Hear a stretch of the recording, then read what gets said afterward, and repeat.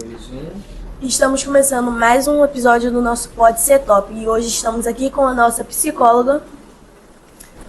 Prazer, gente, sou a Juana, sou psicóloga aqui no CETOP. A gente trabalha com acompanhamento, orientação dos alunos nesse período que é muito turbulento, né? Muita dúvida, muita incerteza, ansiedade. Então a gente está fazendo aqui um trabalho muito legal. Me chamaram para participar aqui, vamos ver. Sim, ter ela aqui no nosso podcast.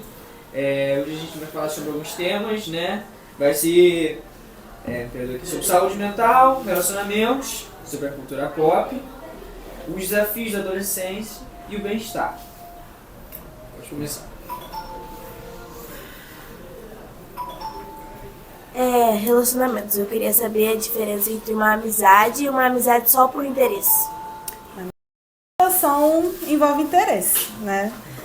Mesmo que o interesse seja ter um ombro amigo, é um interesse.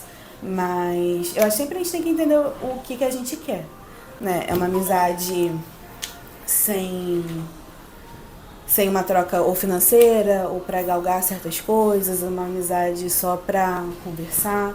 Acho que tudo depende do que a gente quer, do que a gente está buscando, né? Então, assim, interesses sempre vão ter, sejam emocionais ou outros, né? Mas pense no que você quer e vai entendendo se aquela amizade faz sentido para você ou não, né? E sobre o relacionamento familiar, os conflitos entre família, entre sua mãe e sua avó, que você briga muito, um conselho que você dá às pessoas? Conselho. Conflito faz parte da vida também, mas existe conflito e confronto, né? O que é tóxico, o que é comum. Acho que também você precisa estabelecer essa linha, né? Seu limite. Conselho, eu acho que é fazer terapia, né? Não existe receita de bolo, não existe, olha, faz assim, faz assado. Você precisa entender como é que funciona esse clima dessa família, tem que entender como você funciona, os seus limites, o que é tóxico, o que não é.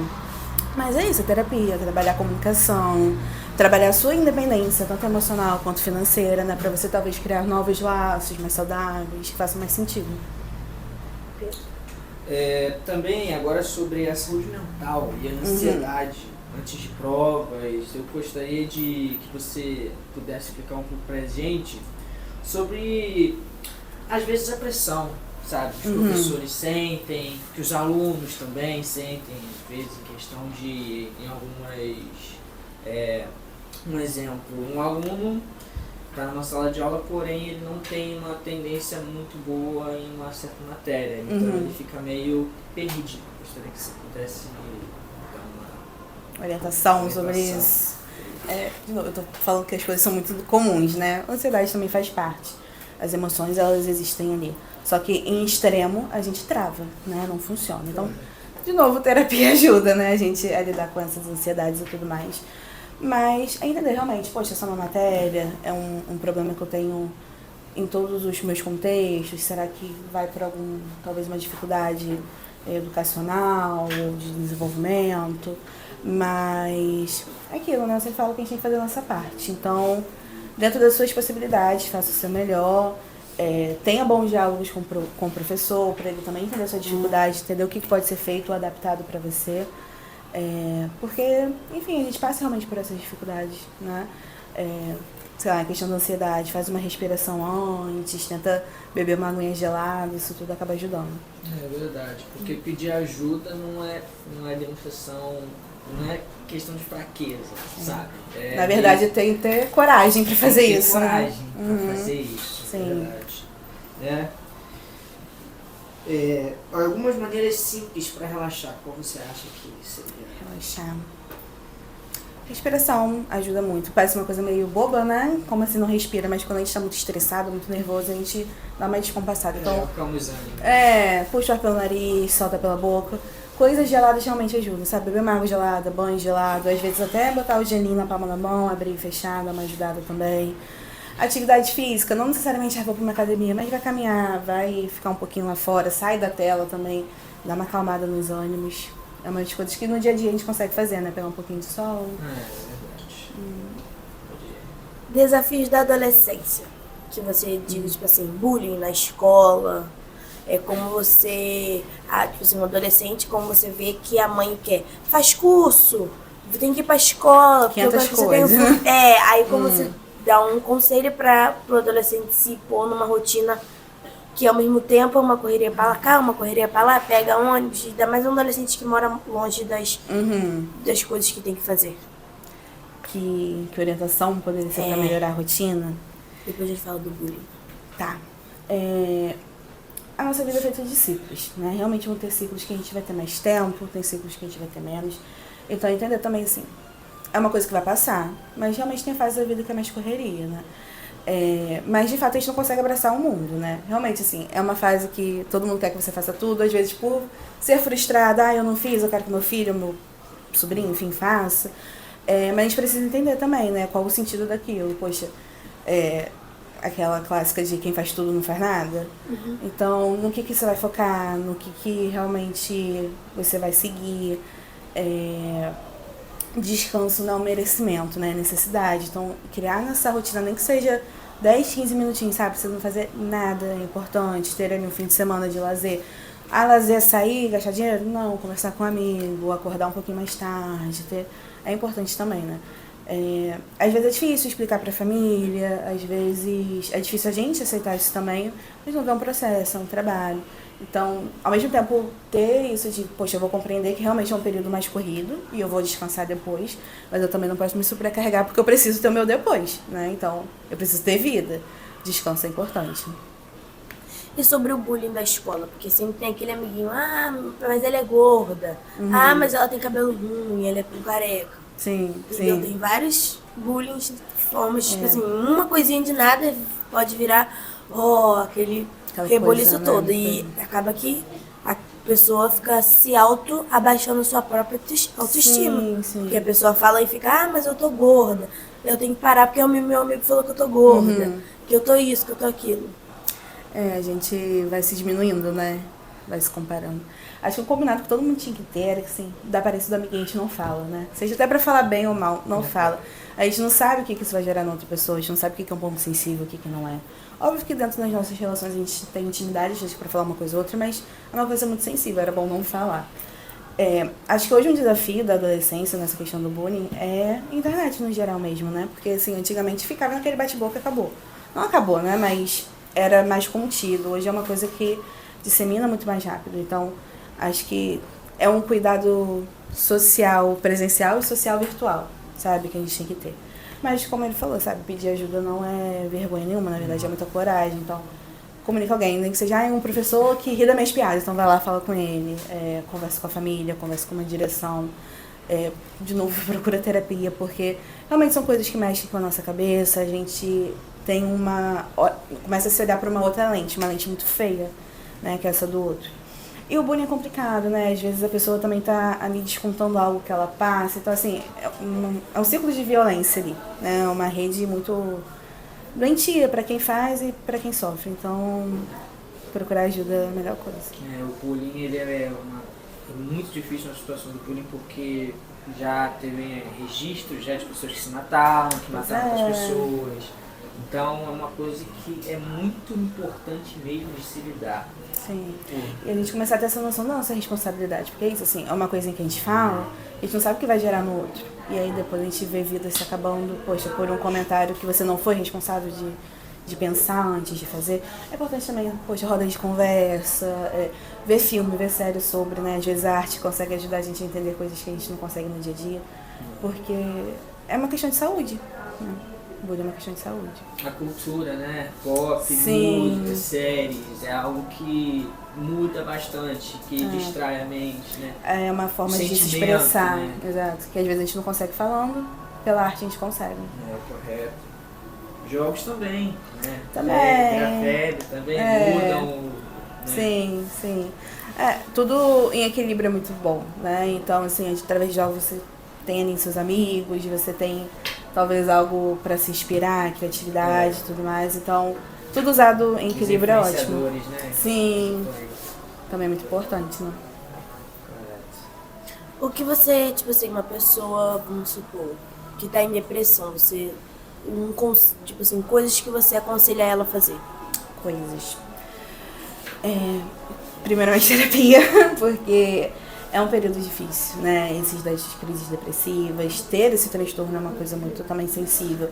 A pessoa precisa entender seus ciclos, entender suas emoções, seus gatilhos, né? Mas assim, é complicado porque a pessoa tá realmente depressiva, num pico de humor e de ânimo muito baixo. Mas fazer as pequenas tarefas ajuda muito. Por exemplo, troca de roupa, sabe? Não fica de pijama, escova o dente. Isso realmente assim, a gente faz todo dia. Não, pra quem tem depressão é um esforço enorme. Pega um pouquinho de sol, não deixa de beber água, não deixa de se alimentar. Mas eu não tô comendo muito. O pouquinho que você comer já ajuda. A higiene pessoal é algo muito importante também, porque também ela mostra muito a pessoa. O estado que você tá ali, né? Pois se a pessoa tá num estado bem precário, você vai perceber também pelo jeito que ela age, pelo jeito que ela vai refletindo, né? Pois é. E isso de, poxa, eu trocar de roupa, eu tomar um banho, a gente começa de pouquinho em pouquinho, né? Hoje eu já fiz alguma coisa, foi um esforço enorme, a pessoa fica cansada, mas eu já fiz alguma coisa. E na terapia a gente vai entendendo, né, melhor esse ciclo, vai entendendo melhor essa questão do transtorno.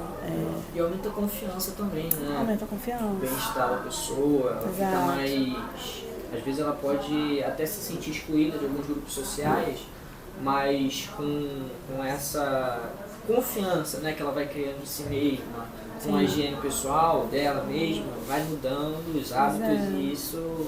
Ela vai se sentindo orgulhosa dela mesma, né? Poxa, eu consegui. Foi uma luta, mas eu consegui. Vai ser importante. Eu não digo que eu não consegui também aquilo, né? Ter esse respeito. Poxa, eu tô passando por um momento difícil, complicado, amanhã é outro dia. Não. É importante lembrar disso. É uma pessoa que você, tipo assim, ela tem vergonha de falar em público e não acredita em si mesma. Terapia tá meio redundante, né? Isso veio de algum lugar, né? Então entender, poxa, talvez eu não tive muito espaço na infância, ou talvez eu tentei algo que fui me ter vergonhada e travei. Isso dá falta de autoestima. Às vezes eu vou falar algo que não vai ser tão interessante, não vai ser tão importante. Na terapia a gente trabalha também muito isso, né? De que acontece, né? Qual o pensamento que passa na sua cabeça, qual a emoção que isso surge. Vamos então tentar trabalhar isso para mudar esse comportamento. Mas eu falo que acaba que o celular é uma coisa que ajuda um pouco. Às vezes a gente não consegue falar pessoalmente, vamos treinar na escrita, né? Escreve o que você quer falar, treina no espelho. Aquilo do respira, bebe uma água gelada, também a gente vai se acalmando. E a questão da autoestima realmente é um processo, né? A autoestima na gente se refere a nossa pessoa sem defeito. É entender que, apesar dos nossos defeitos, a gente é interessante, a gente tem pontos fortes e usar isso a nosso favor, né? Então é acreditar que a gente, poxa, eu posso tentar, eu posso conseguir. Se eu errar, eu tento entender o que aconteceu, tento de novo, vou para um outro propósito. E também saber, né, que a gente tem limites e... Exato, a gente não pode ficar se cobrando de coisas que a gente às vezes, né, não tem não é a capacidade, mas só que tudo a seu tempo, sabe? Tudo tem seu tempo. Pois é, tem coisas que ainda não são nosso tempo, tem coisas que não são nossas, né? Eu sou péssima em matemática, mas me dá uma biologia que eu sou ótima. Então, a gente também vai entendendo, né? Que não é assim, não é tão... não é tão preto no branco, né? A gente precisa ter esse cuidado com a gente. Eu sempre brinco assim, se fosse um amigo te contando isso, você ia ser tão rígida assim com ele também, como você é com você? Com a gente pesa muito a mão, né?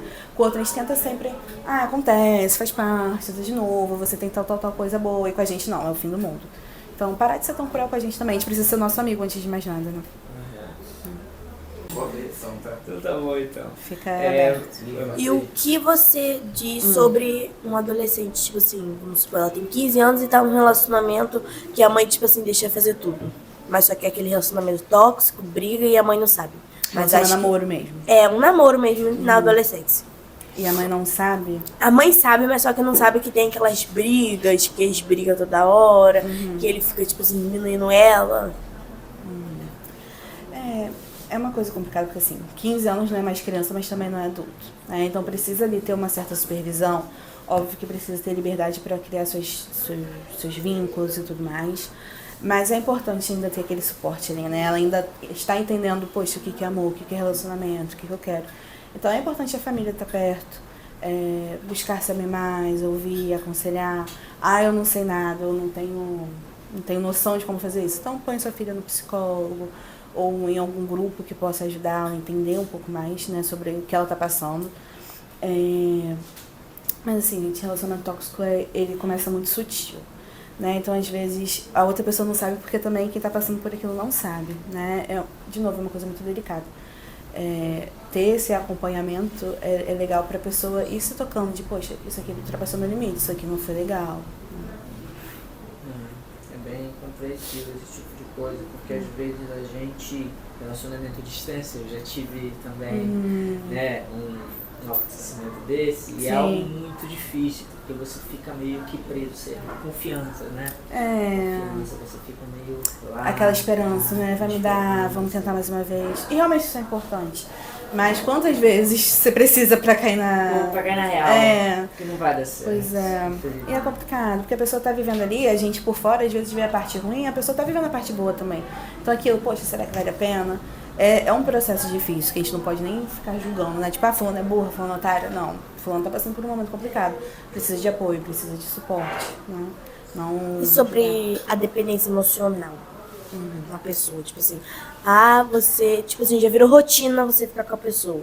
Você aconselha, tipo assim, a pessoa que tá no relacionamento não deixar a pessoa, tipo assim, entrar na sua rotina, ou você, na verdade, você não aconselha, né, a dependência emocional.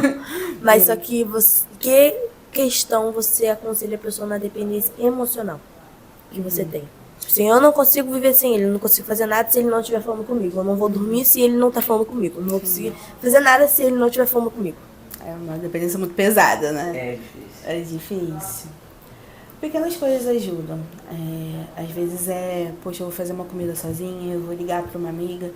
Eu não tenho segurança de sair de casa sem ele. Então, dentro de casa, tenta fazer alguma coisa, né? Aos poucos. Mas, de novo, acho que tudo isso é dentro do processo da terapia, sabe? Que a gente vai entender por que aquela dependência chegou. Teve algo também na tua vida, foi algo, uma falta de suporte sua e você viu a única pessoa te dando suporte, grudou naquilo. Até onde vai a sua dependência? O que você consegue fazer isso? Tem gente que, poxa, eu tenho uma dependência, mas eu consigo ir no shopping, ir ao shopping sem ele. Então, beleza, a gente vai fazer mais disso. Tem gente que não consegue realmente ir na esquina. Então, também entender a realidade dessa pessoa com a dependência e ver o que a gente pode fazer. Né? A pessoa, namorado, enfim, entende essa dependência, vai ajudar no processo, não vai ajudar, isso também... Né? Porque tem gente que entende, poxa, ela precisa ser mais sem mim, ou ele precisa fazer mais coisas sem mim, tá dependendo muito. E tem gente que gosta. Que bom que ela tá presa desse jeito, né?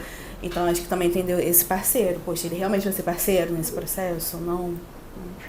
Mas acho que basicamente tudo que eu vou falar vai pra terapia, porque é esse espaço que a gente tem de construir, entender de onde vêm as coisas, né? Cada história é uma história. Não tem como a gente passar uma receitinha de bolo e falar, faz isso, faz aquilo. Óbvio que a gente tem orientações, né? Mas é muito pessoal, muito íntimo. Com certeza. Esse tipo de orientação que a gente recebe sobre relacionamento tóxico, sobre até mesmo pessoas na sua família mesmo que te botam pra baixo, sabe? Que você vê que, olha, essa pessoa está realmente querendo meu mal e eu tenho que me afastar. É algo que é difícil às vezes a gente até reconhecer na sociedade isso. E a gente tem isso, né? Relacionamento tóxico, a gente acha que é só marido, mulher, namorado, não. É mãe, filho, pai, tio, amigo, né? Tem amigo tóxico. E de novo, é uma coisa muito sutil. Não começa com a pessoa falando, não, você não vai fazer isso. Começa com uma chantagem emocional, um afastamento de outras pessoas. Então, mexe muito também com a nossa interpretação da realidade, né? A gente acha que é o único apoio que a gente tem. Às vezes a gente confunde um controle com cuidado, né? Então, realmente é delicado. É uma coisa muito delicada, você tem razão. Bem, a gente falando sobre esse assunto, eu me lembrei muito sobre alguns famosos também, que também tem essa dependência também. Não vou entrar nesse rótulo agora, porque seria uma coisa bem maior. Mas só que em questão de dependência emocional, a gente pode pensar em até nesse caso do Bruna Marquezine e do Neymar. Sim, pois é. É engraçado como a gente vê às vezes alguns ciclos, né? Se repetindo, você fica por fora e fica, ai meu Deus, mas quem tá lá dentro não se toca muito. É complicado, mas às vezes também é importante, assim, a gente vê outras pessoas passando por isso, às vezes a gente vai se tocando, tipo, achei que isso era só comigo, achei que isso era uma coisa particular, não é? Então isso é meio estranho. É verdade. É algo até bem comum, infelizmente. É muito comum. Muito comum. É difícil uma pessoa que não teve um relacionamento tóxico na vida, né? Nem que seja dentro da família. É difícil não ver. Relacionamento tóxico familiar eu acho um dos piores que tem, porque mexe muito. Mexe demais. Ainda mais quando você depende, né? Tipo assim, você é de Não menor, pode sair de você casa. você não tem pra onde ir, você depende da pessoa. Então você tem que viver aquilo até você, tipo assim, criar sua independência, começar a ter as suas coisas. E é difícil você cuidar da sua cabeça sendo que você tá sendo machucada ali todo dia, né? Então, realmente, assim, é um... Mas, tipo assim, a pessoa fala coisas que te machucam, mas você tem que ficar ali, ó. Sim, sim. Infelizmente. Pois é. Aí se você tipo assim, tenta, vou distrair com minha amiga, mas ela continua falando. Às vezes a gente consegue ainda criar algumas estratégias, né, pra dar uma diminuída naquilo, ou trabalhar a nossa interpretação também, né, a importância que a gente dá naquilo, a credibilidade que a gente dá naquilo. Mas realmente, assim, é um ciclo que você tem que viver por um tempo, né, às vezes usar aquilo de incentivo pra você, enfim, seguir seus caminhos, mas eu acho que é um dos mais cruéis mesmo, né, o familiar, porque você tá ali. Às vezes tem aquela sensação de dívida, né, com a família, então como assim eu vou me afastar, eu vou sair daqui, eu vou embora? É complicado. É algo que também influencia muito na família. Às vezes você pode ter até alguém bem famoso ou algo do tipo, e isso meio que faz uma cobrança enorme. Alguém que já, por exemplo, alguém que tem um pós-doutorado, alguém que tem um doutorado, aí te cobram. Aquela comparação, né? A comparação. Poxa, isso é horrível. É horrível. Faz você se sentir menos por uma coisa que você não deveria, né? Cada um tem seu caminho, cada um tem seu sonho. Então não faz sentido isso, né? O esporte eu acho que também é algo que... O esporte não é competição em si, mas o esporte mesmo, ele meio que traça pra você uma linha assim de liderança, sabe? Ele te dá uma perspectiva diferente de vida. O futebol, por exemplo, as pessoas jogam futebol, tem pessoas que jogam futebol por lazer e pessoas que jogam pra competir, entendeu? Então, nesse tipo de esporte, por exemplo, jiu-jitsu. Eu sou praticante de jiu-jitsu, então é algo, questão de liderança. A gente tem, é como se fosse uma família. Sim. Entendeu? Então, a questão de respeito também é muito importante. Você se fala, respeitar. o esporte luta principalmente tem uma noção de disciplina ótima. Exato, tem que ter disciplina, tem que ter a hierarquia. Uma coisa que a hierarquia é algo muito importante, além do respeito. Sim. Porém, uma coisa também, você tem que respeitar, mas você também tem que ser respeitado. Então, às vezes a gente tem que impor limite. Sim. Entendeu? Impor limite é difícil, né? Você acha que não, mas é difícil. É muito difícil impor limite em situações. E aí, assim, coisas que a gente aprende em certos lugares, certos contextos, a gente consegue ir aplicando em outros. Algumas coisas não dependem só da gente, né? Mas, assim, tudo que a gente aprende, a gente pode tentar expandir, né? Para uma relação mais saudável, práticas de vida mais saudável, né? Mas eu acho que isso também, sabe? A gente respeitar nosso processo, entender o período da vida que a gente está vivendo, lembrar que vai passar, porque tudo passa, né? Tanto coisas boas quanto ruins, ciclos começam e encerram. Então, ter essa paciência também, que é difícil, né? Tem dia que, nossa, acaba, pelo amor de Deus. Mas tem dia que a gente acorda nem quer sair da cama. Pois é. E a gente precisa se respeitando com isso também. Lembrar que tem um amanhã.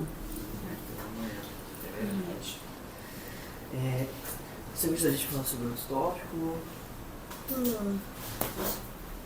Vamos... Olha, eu gostaria muito também de saber sobre a cultura. O que você acha que ela hoje, que é muito difícil, por exemplo, os adolescentes hoje, os adultos até passam dos anos 2000 pra cá, eles mexem mais no computador, mais nesse tipo de coisa. E a cultura meio que foi ficando pra trás. O que você acha que a cultura teria, como eu posso dizer, como que ela bateria de frente, sabe, hoje com a internet, com algo assim? Hoje a cultura é a internet, né? Criou-se uma nova cultura, essa mais midiática e tudo mais. Mídia, exato. Acho que isso é um problema, assim, muito estrutural, sabe? Acho que a gente vai ter que voltar lá em filosofia, em sociologia, enfim. Acho que talvez pensar numa solução seja muito utópico, talvez em formas de remediar ou prevenir para quem está vindo aí. Mas, assim, acho que pequenas ações influenciam muito, sabe? Então, cada pessoa tentar fazer o que pode, sabe? Dentro de casa a gente vai ter o costume de, sei lá, de fazer uma atividade ao ar livre ou incentivar outros hobbies além do celular, na escola, no curso, fazer gincana, atividade, passeio. A Às vezes a gente não consegue no macro, a gente consegue no micro, né? Verdade. Talvez é mais interessante. É algo também, é algo muito importante, porque a mídia, o telefone hoje em dia deixa a gente muito, sabe, preso, a gente fica meio que, sabe, ali naquele círculo ali. E mexe muito com o tempo de atenção da gente, ansiedade, influencia a nossa saúde mental, A né? gente fica 8 horas por dia mexendo no Pois telefone. pois Então, Não tem como não ter um impacto, né, na nossa saúde física, claro. mental, enfim. A tela faz mal demais Pois é. pra gente. E hoje em dia a gente nem Não tira isso daqui da cara. tira isso da Pois cara. É um problema. E é isso, gente. É isso. Obrigada, gente. Foi um prazer. De nada, foi um prazer nosso. Obrigado. A gente vai encerrar agora o nosso podcast, né? Eu quero agradecer a nossa psicóloga, convidada de Eu hoje, agradeço. tá? E também a nossa apresentadora. Vamos lá. Ai, Vamos gente. fechar. Tchau, obrigado, gente. Tchau.